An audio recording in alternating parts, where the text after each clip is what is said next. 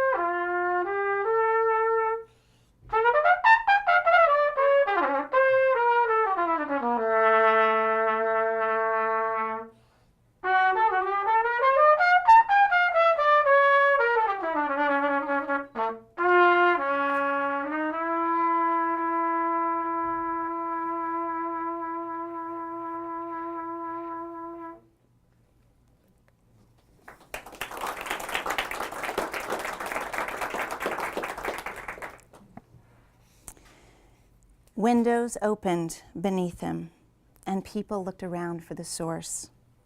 It seemed to come from everywhere and nowhere at the same time, mingled as it was with the sounds of street traffic and the machinery of urban dwellings. But because the air was dry, yesterday's cut through it more clearly than it otherwise would have. And by the time Roscoe was descending chromatically through the final melodic phrases, G, F, C, D, E, and E, E, E, there was an audience of 50 people at least, or 100, or maybe more. He held that last E as long as he could until his breath was nearly gone, and then his soul slammed back into his old body so hard it seemed to jostle him a little, and he became aware of the sound of clapping and even a few whistles, which grew louder but didn't displace the purity of that last E. A gentle wind off the lake picked up and lifted the hem of his untucked shirt. He closed his hand around his trumpet and held it against his belly. Then he looked out below and then beyond. There were people clapping, calling for an encore. He hadn't expected that. He searched the crowd for faces that he knew, but from such a distance, nobody was distinct. But then again, even up close, it was often hard to tell who people were. It would have been nice to recognize someone, he thought, as he prepared himself to bow. One someone in particular. It would have been really nice. But maybe it didn't matter. They were all just people living their lives, sharing an unforeseen moment, congregating on some distant future memory, and now they were clapping for him, as though they knew him, as though he were somebody worth knowing. Maybe he was, and maybe they were too. And it was that thought, along with the E still singing in his ears, that occupied his mind as he folded himself in a deep and grateful bow and fell. And thus begins the end of the life of Roscoe Jones. And Roscoe grew up in that 11-story building in which the novel takes place. His father was the superintendent before him, and he lived there with his mother.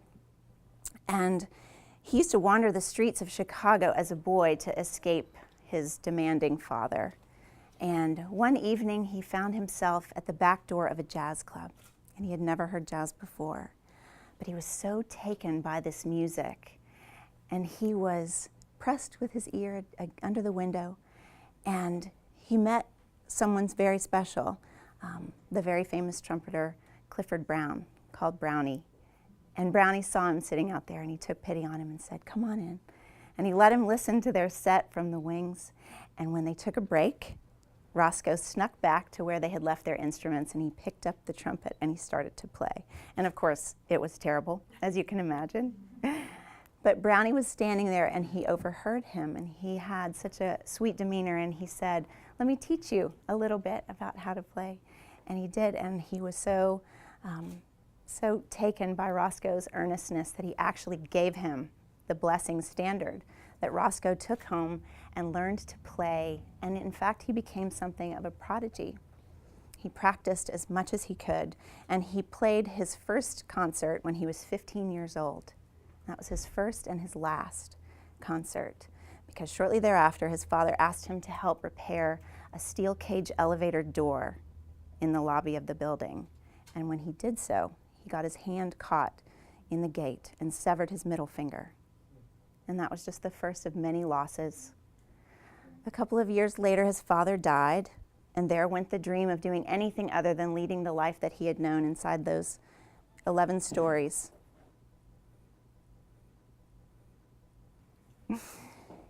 And so he stepped into his father's role. He became the superintendent of the building. He took care of his mother. And for the next 5 decades, he lived alongside and in service to the tenants of the building. And he did learn to play the trumpet again. He learned how to compensate for that missing finger, but he had lost his confidence, and he never played outside of the building again, except for that October day where he climbed up to the roof and stood on the edge and played Yesterdays in the style of Miles Davis, which was his very favorite song, and fell. And so to the bystanders that were listening, what ensued was a linear descent with a very tragic ending. But to Roscoe, it was something altogether different. Time seemed to stand still for him, and his fall became a slow, almost drifting descent through a lifetime of memories. And what came up were experiences that he had in a very specific descending order, starting with the relationship that he had with the arrogant, award-winning author named Lenny Dreyfus, who lived in the penthouse apartment. Below Lenny was a woman named Sylvia Freeman, and she was a hoarder who became so after her husband died shortly after they moved into the building. And then further down was a family that Roscoe called the Busy Bees. It was a mother and father and their 4 children under the age of 7, all of whom were named something that began with the letter B. And it fell to Roscoe to help them contend with their constantly stopped-up toilet. And Roscoe continues to fall, and we encounter my very favorite story, my favorite tenant, who was Joaquin, an elderly Cuban lector. And if nobody knows what that is, in the first half of the last century, cigar factories employed readers to entertain the rollers while they worked these terribly long, arduous hours in the factories. And it was a very special job. And a lector would show up in a starched shirt and a hat and sit on a platform, and he would read from the literature of the day, and he would in effect educate the working class, which was all well and good until Castro decided that it wasn't. And so Joaquin spent 10 years in jail, and he had to leave the country that he loved so much, and arguably he lost as much as Roscoe did. And their friendship sort of knitted them together in a way and let them compensate for their losses. So he's continuing to fall, and the narrative shifts around the 4th floor inside the building. And we can see Roscoe passing the window, and we look at a despondent man named Herbert Dunn, who is descending into his own demise over an unrequited love. So Roscoe falls, and as he does, we learn so much more about him. And what's interesting to me about that is that it occurs to me that we are all like that. We can all look at our lives as a collection of stories. And those stories are most important when they revolve around the relationships with the people that they encounter. You know, we get to know ourselves in the context of the relationships that we have, whether we know someone well or not, or like them or not, or love them from up close or from far away. These are the stories of our lives, and this is the story of Roscoe's lives through all of these relationships that he has. And I got the idea for Roscoe when my grandmother was living in a memory care facility, and my sister and I went to have lunch with her one day, and she was seated in the lunchroom with a table of people that she had befriended, and they were telling their stories, and they were animated, and these are people who had somewhat lost touch with reality, and they had visited the past, which is where they were most comfortable. And there was an elderly man who looked very statuesque. I could tell he was in a wheelchair, but he looked like he was probably very tall and strong, and he was very kind and quiet, and he said not a word, not one word. Everyone was talking around him and to him, and he didn't have anything to say.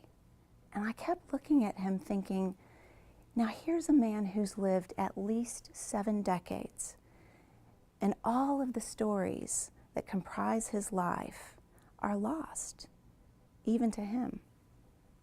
And it made me think about all the people that I look around and look past and don't recognize all of the stories within them. And I got the idea to tell a story about someone named Roscoe and to imagine his life in relationship to the people that he knew. And it was a pleasure writing that book, and it is such a pleasure being here. I've been to Brazos Bookstore for 25 years. I used to come here in college and before, when Carl Killian was the owner, and I would come after class and Carl would give me some great ideas for reading, and the guys that now run it and are so fantastic, and I'm so appreciative of the opportunity to share tonight with all of you. And when I think about the favorite parts of the readings that I've attended, it's always when the audience asks questions. And so, having given you a little introduction to the book, I would like to open it up for conversation and answer any questions that you may have.